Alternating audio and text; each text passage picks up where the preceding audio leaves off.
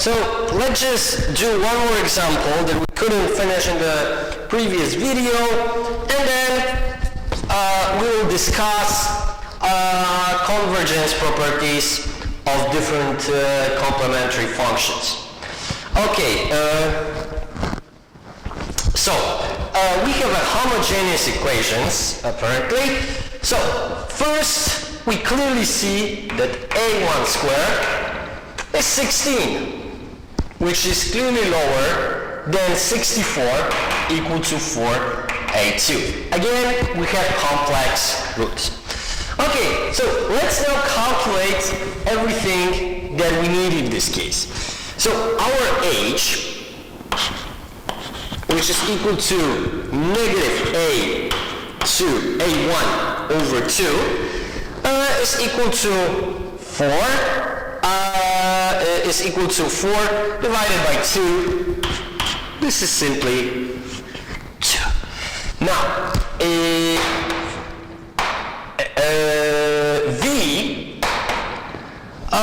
which is equal to 4a2 minus a1 square over 2 is equal to 64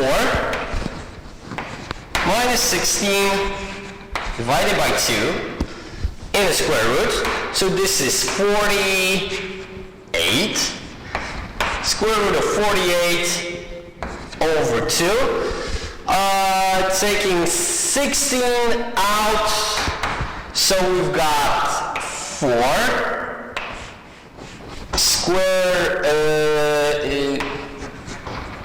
root of 3 over 2. So basically what we've got here is 2 times square root of 3. Okay, let me just check if I didn't make any mistake. Yeah. Okay, so finally we go to r, and r is square root of a2. In our case, this is simply 4. Okay, I'm jumping the gun here. Okay, so now what we need to do is to establish theta. We clearly see that particular solution here is simply 0 because this is a homogeneous equation, so we don't need to deal with it. So now we just need to calculate theta. So we've got that sine theta, which is v over r, is equal to 2 square root of 3 over 4, which gives us square root of 3 over 2. Then we need to find cosine. Cosine theta, which is h over r. So this is simply 1 over 2. And now, when sine is equal to square root of 3 over 2 and cosine to 1 over 2, well, this happens if theta is equal to pi over 3 or 60 degrees. Okay, so now we can write a complementary function which constitutes a complete solution, in this case general solution, and it is simply yt equals to 4 to the power of t times cosine times a5 cosine pi over 3 t plus a6 sine pi over 3 t. Okay, and well, this is it. That is how we solve the equations in case of complex roots. Now let's concern ourselves about convergence of the time path. And look, again, let's look at three cases. Case number one. So when we have distinct roots,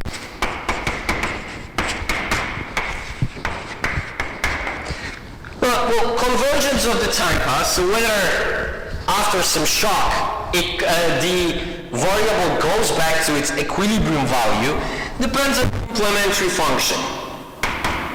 The complementary function in this case, so in case of distinct roots, is given here.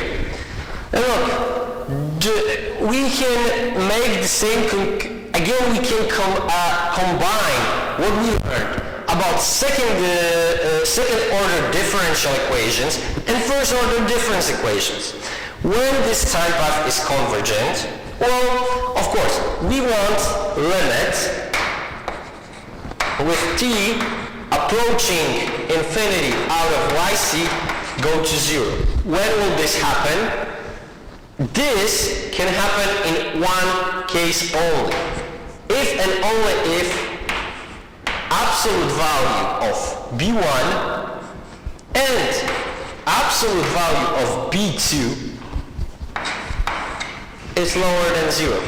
Look, we say that the dominant root, so the bigger root, must be in absolute value, oh my god, smaller than 1, of course. Smaller than 1. Remember, this is an exponential function. If this is between 0 and 1, or between negative 1 and 0, this component will be dying out. Doesn't matter what we have in front. And the same goes for this one. So if both of them are below, are somewhere between negative 1 and 1, this will be going to 0 as time progresses. Okay, now, case number 2. So now that we have repeated roots,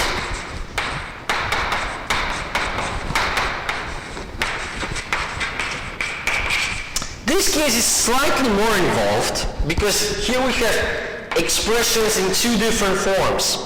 So we've got a3bt plus a4tbt.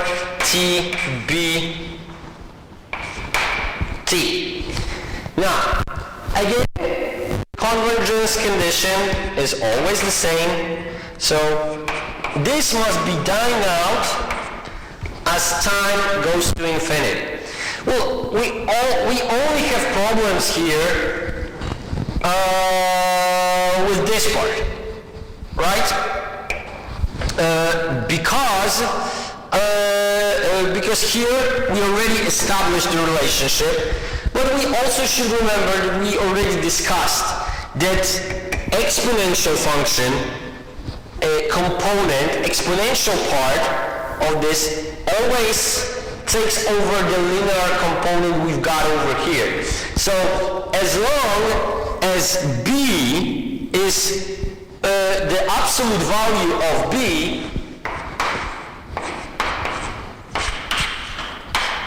is below 1, we can be sure that we have convergence. We proved this previously using L'Hospital rule. Okay, and finally, the case of complex roots. Actually, as it turns out, the case of complex roots is the easiest out of them all. Look, in case of so when we have case 3, complex roots,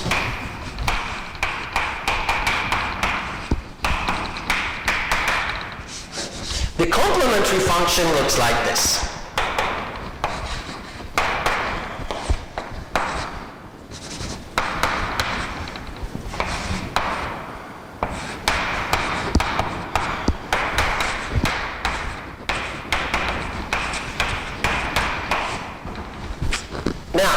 we know that this part produces fluctuation. The part at the beginning is the scaling part. Look, this will always produce some form of fluctuations. So the decisive factor in whether there will be a convergence or not is the absolute value of R. And now look, in this case, it's even a little bit,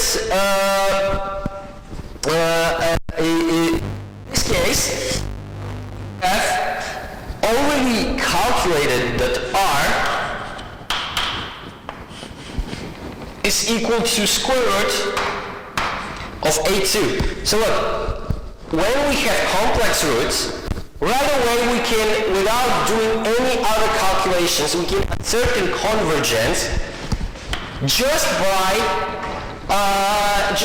looking at the square root of A2. Now, does the square, but there, now you can raise a question, but what if A2 is negative? Should we calculate again some complex number? Well, this cannot happen. Why? Because look, the condition for complex roots is that A1 square is smaller than 4A2. This number on the left is 0 at most. So as long as this condition is fulfilled, we can be sure that A2 must be bigger than 0. And when A2 is bigger than 0, then we can be sure that this expression here is positive, right? So we can calculate the root. So here, actually, the condition is even simpler. Like, R must be smaller than 1, or R must be somewhere between 0 and 1.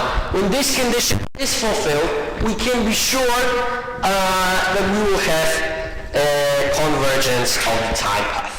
Now, what about the graphs for all those three cases? Well, I'm not going to be drawing them myself.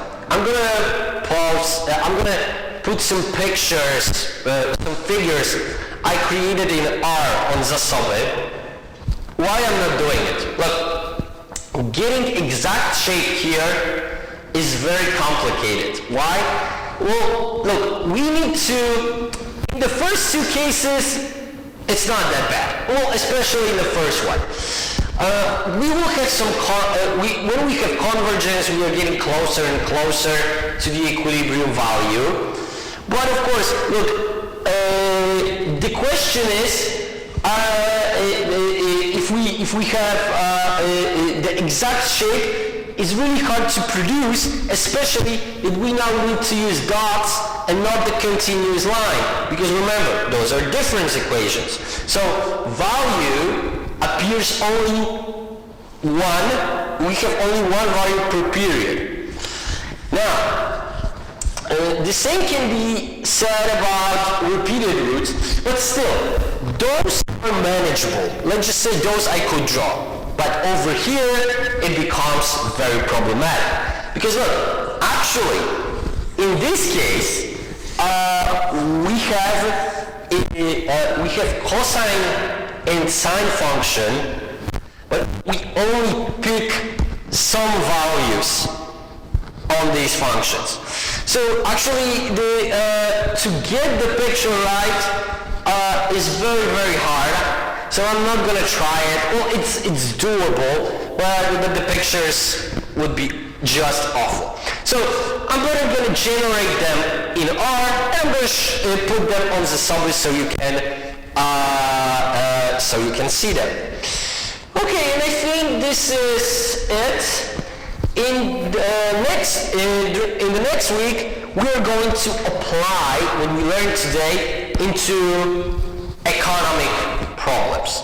And we're going to start with very famous, well, in the past, but now like a classic model of multiplier accelerator proposed by Samuelson. Okay, thank you very much for your attention, and take care.